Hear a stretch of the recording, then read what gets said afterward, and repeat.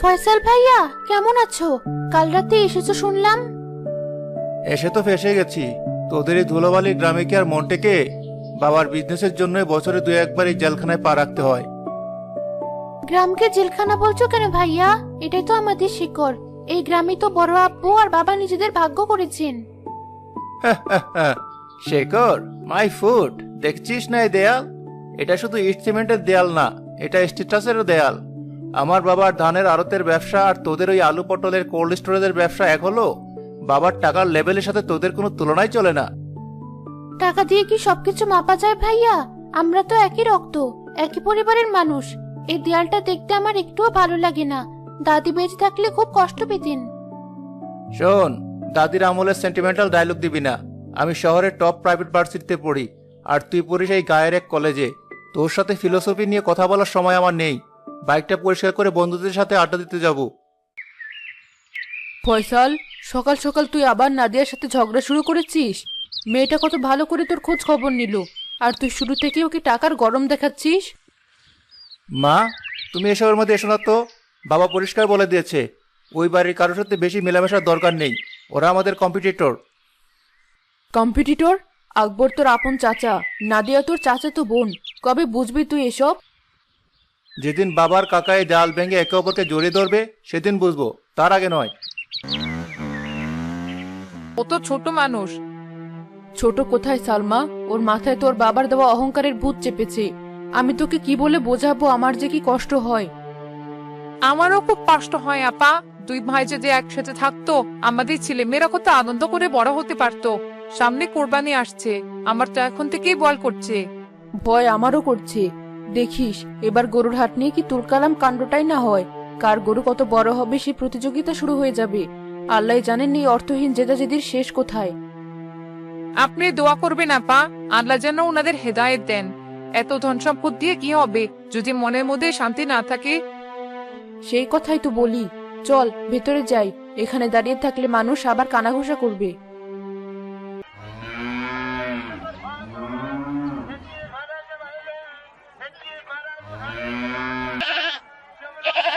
ইসাক চাচা, ওই যে দেখেন, আনোয়ার শেখ তার ছেলে ফয়সালকে নিয়ে হাটে ঢুকছে। আজ মনে হয় টাকার খেলা ভালোই জমবে।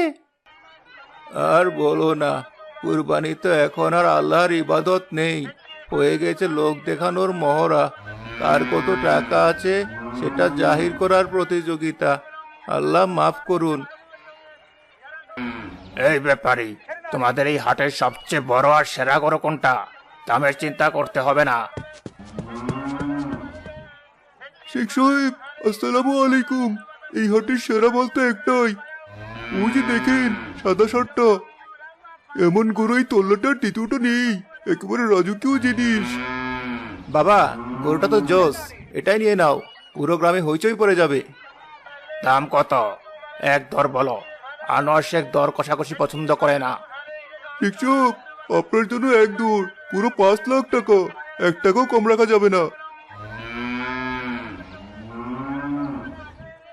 আরে বাপরে বাপ, 5 লাখ টাকা একটা গরুর দাম! আনোয়ার শেখের টাকার জোর আছে বটে, উনি যা ধরেন সেরাটাই ধরেন। ফয়সাল, গাড়িতে রাখা ক্যাশব্যাগটা আনো। এখনই টাকা গুনে দিয়ে গরু নিয়ে যাব।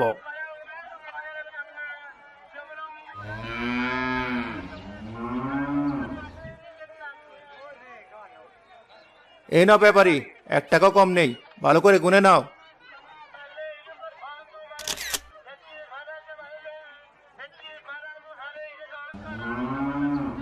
বাবার টাকায় হাটের রাজা। দেখলেন চাচা, নগদ 5 লাখ, একেবারে সিনেমার মতো ঘটনা। আমি টাকার খেলা দেখছি তারেক, কুরবানির মহত্ব দেখছি না। দেখলে তো পাওয়ার, আমার বাবার টাকার কাছে ওই ছোট কাকা টিকতে পারবে? ওনার তো দৌড় ওই কোল্ড স্টোরেজের আলু পটল পর্যন্তই। এবার দেখবো উনি কি কিনে আনেন। হাটের সেরা গরু তো আমাদের বাড়িতে বাধা থাকবে। এই কথাগুলো ভিড়ের মধ্যে থাকা আকবর শেখের এক বিশ্বস্ত কর্মচারীর কানে যায়। সে নীরবে ভিড় থেকে বেরিয়ে দ্রুত বাড়ির দিকে রওনা দেয়।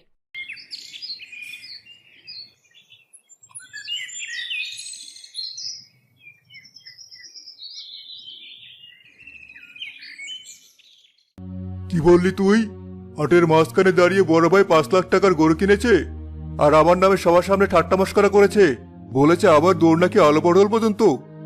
জি মালিক। ফয়সাল সাহেব তার বন্ধুদের কাছে বলেছিলেন আপনার নাকি ওনাদের সমান টাকা নেই। হাটের সময় বলা বলি করছে আনোয়ার শেখে এই গ্রামের আসল রাজা। রাজা? আমি ওকে দেখাবো রাজা কে। আমার টাকার জোর কি ওর চেয়ে কম? আমার কোল্ড স্টোরেজের 1 মাসের লাভ ওর পুরো আড়তের চেয়ে বেশি। আমি এতদিন চুপ ছিলাম দেখে আমাকে দুর্বল ভেবেছে। তুমি শান্ত হও, মাথা গরম করে কোনো সিদ্ধান্ত নিও না। কুরবানি তো আল্লাহর জন্য, এখানে মানুষের সাথে প্রতিযোগিতা করে কি লাভ? উনি কিনেছেন, ভালো করেছেন। তুমি চুপ করো সালমা, তুমি এসব বুঝবে না। এটা এখন শুধু আর কুরবানির বিষয় নেই, এটা আমার সম্মান আর ইজ্জতের প্রশ্ন। বড় ভাই আমাকে পুরো গ্রামের সামনে অপমান করবে আর আমি চুপ করে বসে থাকবো? এটা কোনোদিনও হবে না। তাহলে তুমি কি করতে চাও? আমি কাল সকালে সদরে সবচেয়ে বড় হাটে যাব। উনি যদি 5 লাখ টাকা দিয়ে সাদা গরু কেনেন, আমি 6 লাখ দিয়ে পাহাড়ের মতো বিশাল কালো সার কিনে আনবো। ওনার সাদা গরুর অহংকার আমি আমার কালো সার দিয়ে মাটিতে মিশিয়ে দেব। গ্রামের মানুষ দেখবে আসলে টাকার জোর কার বেশি। তোমার যা ইচ্ছা করো, আমি শুধু এতটুকুই বলবো, এই জেদাজেদিতে টাকার জয় হবে, কিন্তু আমাদের পরিবারের শান্তি চিরতরে হারিয়ে যাবে। মতিন সাহেব, কাল সকাল 6টার মধ্যে 6 লাখ টাকা ক্যাশ রেডি রাখবেন। আমি সদরের হাটে যাব, এমন গরু কিনবো যা দেখে ফুলপুর গ্রামের মানুষের চোখ ছানাবাড়া হয়ে যায়।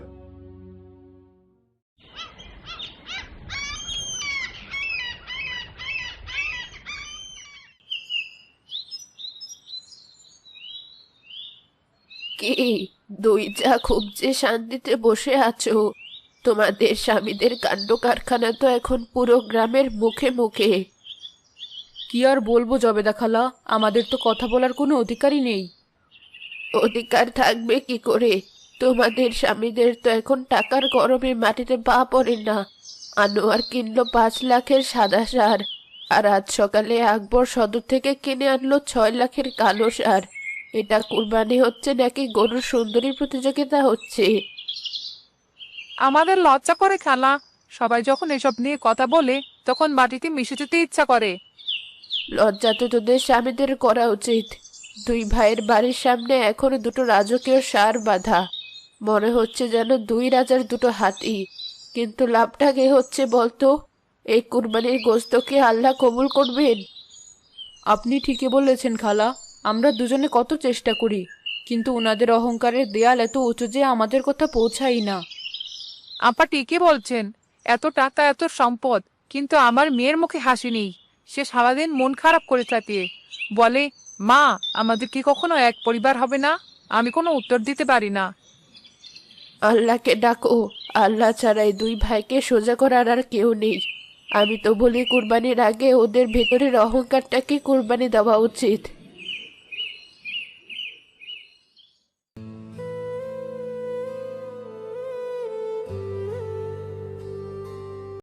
দোয়া কর আল্লাহ যেন ঈদের দিনে কোনো উসিলাই দুই ভাইয়ের সুমতি দেন। আমার আর এই টাকার লড়াই সহ্য হচ্ছে না। আমারও না আপা, আমারও না।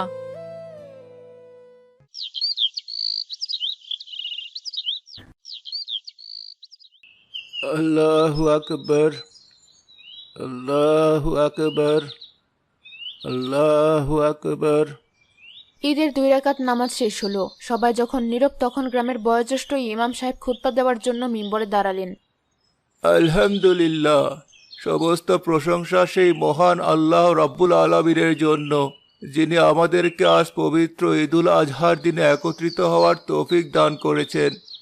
সম্মানিত মুসল্লিগণ, আজ ত্যাগের দিন, আজ কুরবানির দিন। কিন্তু আমরা কি কখনো ভেবে দেখেছি এই কুরবানির আসল অর্থ কি? কুরবানি কি কেবল পশু জবাই করা?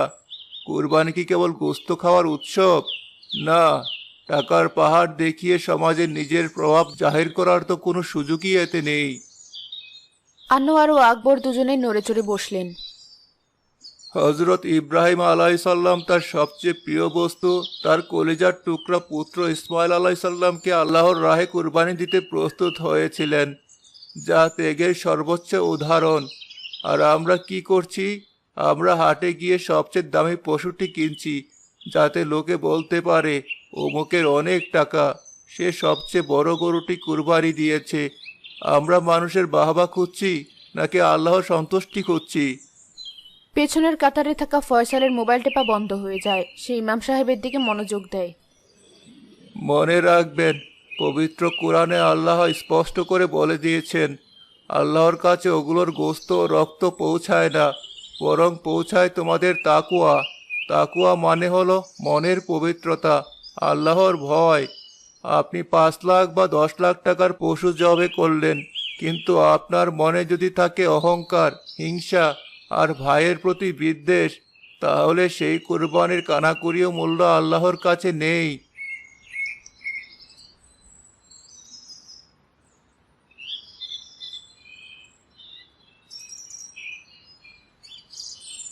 ছুরিটা পশুর গলায় চালানোর আগে নিজের ভেতরের পশুকে জবে করুন। নিজের ভেতরের অহংকার, হিংসা, জেদ আর আমিত্বের গলায় ছুরি চালান। কি হবে লাখ টাকার পশু জবে করে যদি আপনার আপন ভাইয়ের সাথে বছরের পর বছর কথা বন্ধ থাকে? যে ভাই আপনার বিপদে সবার আগে ছুটে আসার কথা, সে ভাইয়ের বাড়ির দিকে তাকিয়েও দেখেন না। এমন কুরবানি আল্লাহ কখনোই কবুল করেন না। যে আত্মীয়তার সম্পর্ক ছিন্ন করে, তার কোনো ইবাদতই আল্লাহর দরবারে কবুল হয় না। হে আল্লাহ, আমাদের সবাইকে লোক দেখানো ইবাদত থেকে রক্ষা করুন। আমাদের অন্তরকে হিংসা বিদ্বেষ থেকে পবিত্র করুন। যারা নিজেদের মধ্যে সম্পর্ক ছিন্ন করেছে, তাদের মধ্যে ভালোবাসা তৈরি করে দিন। আমাদের কুরবানিকে কেবল পশু জবে করার মধ্যে সীমাবদ্ধ না রেখে আত্মশুদ্ধির মাধ্যম বানিয়ে দিন। আমিন। আমিন আমিন আমিন আমিন। নামাজ শেষে সবাই যখন একে অপরের সাথে কোলাকুলি করছে, তখন আনোয়ার ও আকবর শেখ কাউকে কিছু না বলে দ্রুত বাড়ির দিকে রওনা দেন। রোকসানা বেগম সবচেয়ে ভালো রানের মাংসের একটা বড় বাটি সুন্দর করে গুছিয়ে স্বামী আনোয়ার শেখের হাতে তুলে দেন। ইমাম সাহেবের কথাগুলো শোনার পর থেকে তুমি একটা কথাও বলছো না। আমাদের এত টাকা পয়সা, এত সম্মান দিয়ে কি হবে যদি আপন ভাইয়ের সাথে সম্পর্ক না থাকে? আজ ঈদের দিন, বড় ভাই হিসেবে আজ তুমি একটু ছোট হও। এই মাংসটুকু দিয়ে এসো আকবরের বাড়িতে। ও তো ছোট ভাই, অভিমান করে দূরে সরে গেছে। তুমি কাছে ডাকলে কি আর দূরে থাকতে পারবে? তুমি ঠিকই বলেছ রোকসানা, টাকার অহংকারে আমি অন্ধ হয়ে গিয়েছিলাম। আমি আমার ছোট ভাইকে সবার সামনে ছোট করতে চেয়েছি। আমি অনেক বড় পাপ করেছি। আজ আমি আমার ভুল বুঝতে পেরেছি।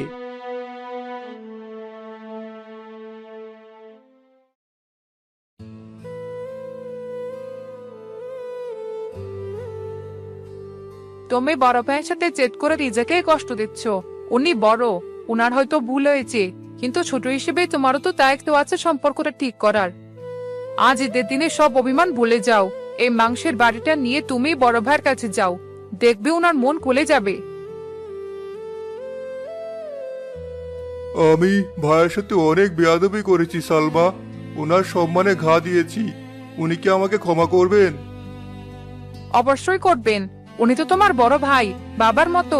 তুমি যাও, আর দেরি করো না।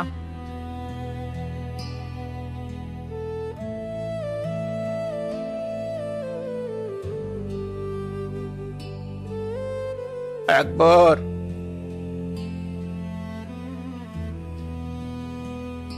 আমার ভুল হয়ে গেছে রে ভাই।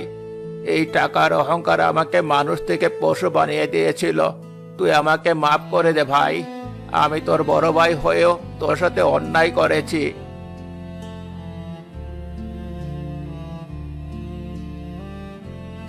ভাইজান,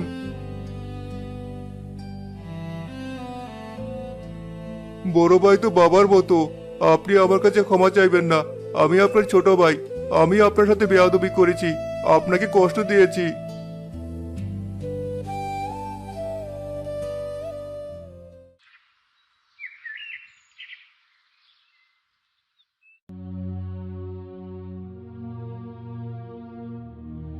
নাদিয়া, আমি আমি খুব লজ্জিত।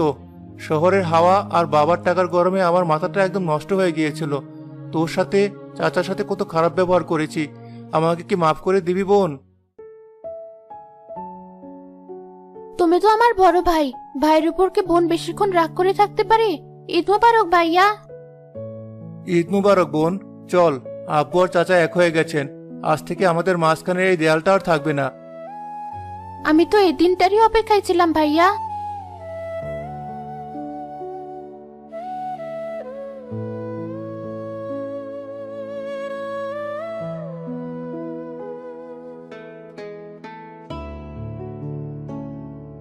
আকবর, নে ভাই, এই পিসটা খা। ছোটবেলায় তুই তো এটাই সবচেয়ে বেশি পছন্দ করতে।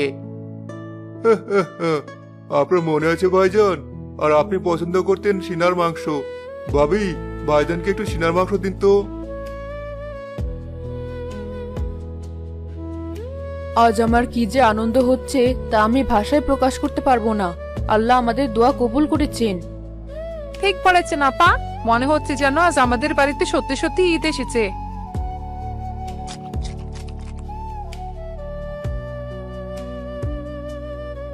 ওয়াও, কি দারুণ রান্না করেছিস নাদিয়া। সত্যি বলছি, শহরের কোনো দামি রেস্টুরেন্টের ডেজার্টও এর কাছে কিছু না। ধন্যবাদ ভাইয়া। আসলে কি জানিস, একা একা দামি রেস্টুরেন্টে খাওয়ার চেয়ে সবাই মিলে একসাথে উঠোনে বসে খাওয়ার স্বাদই আলাদা। এই আনন্দটা আমি আগে কখনো বুঝিনি।